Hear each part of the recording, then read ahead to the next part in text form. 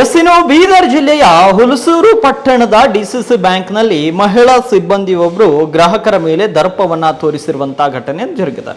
ನಾನು ಕನ್ನಡ ಮಾತನಾಡುವುದೇ ಇಲ್ಲ ಅಂತ ಗ್ರಾಹಕನಿಗೆ ಡಿಸಿಸಿ ಬ್ಯಾಂಕ್ ಮಹಿಳಾ ಸಿಬ್ಬಂದಿ ದರ್ಪದ ಉತ್ತರವನ್ನ ಕೊಟ್ಟಿದ್ದಾರೆ. ಕನ್ನಡ ಬಂದರೂ ಕೂಡ ಡಿಸಿಸಿ ಬ್ಯಾಂಕ್ ಮಹಿಳಾ ಸಿಬ್ಬಂದಿ ಮಾತನಾಡುವುದಿಲ್ಲ ಅಂತ ಸಂಗಮೇಶ್ ಬಿರಾದರ್ ಆರೋಪವನ್ನ ಮಾಡಿದ್ದಾರೆ. ನನ್ನ ಅಜ್ಜನ ಬ್ಯಾಂಕ್ ಖಾತೆಯ KYC ಮಾಡಿಸಲು ಸಂಗಮೇಶ್ ಬಿರಾದರ್ ಎನ್ನುವರು ಹೋದಾಗ ಹಿಂದಿ ಮಾತನಾಡ್ತಿದ್ದ ಸಿಬ್ಬಂದಿ ಸಂಗಮೇಶ್ ಬಿರಾದರ್ ಅವರಿಗೆ ಅರ್ಥವಾಗದ ಕಾರಣ ಕನ್ನಡದಲ್ಲಿ ತಿಳಿಸಿ ಅಂತ ಪ್ರಶ್ನೆ ಮಾಡಿದ್ರು.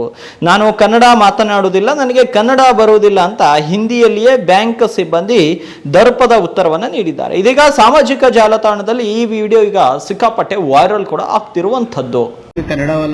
ಕನ್ನಡದವ್ರು ಬೇಕಲ್ಲ ನಮ್ಗೆ, ರೂಲ್ ಇಲ್ಲ ನಿಮ್ಗೆ ಗೊತ್ತಿಲ್ವಾ?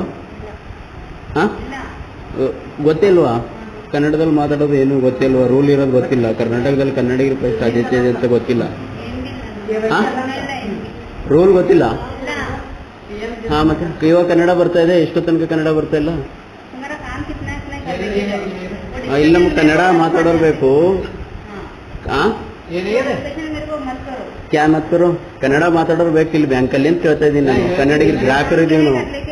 ಕಾಮಿ ಪೂಜೆ ಕನ್ನಡ ಮೇ ಪೂಜೆ ಕನ್ನಡದವರು, ಕರ್ನಾಟಕದ ಹುಲಸೂರು, ಮಹಾರಾಷ್ಟ್ರ ಇಲ್ಲ, ಹಿಂದಿ ಇಲ್ಲ, ಕನ್ನಡದ. ಇರ್ಲಿ ಬಿಡ್ಲಿ, ನೀನ್ ಕನ್ನಡ ಮಾತಾಡ್ಬೇಕು ಫಸ್ಟ್. ನಾನು ಯಾಕೆ ಮಾತಾಡಲ್ಲ ಕನ್ನಡ? ಯಾಕೆ ಮಾತಾಡಲ್ಲ? ಆಯ್ತು, ಕಳಿಸ್ತೀನಿ.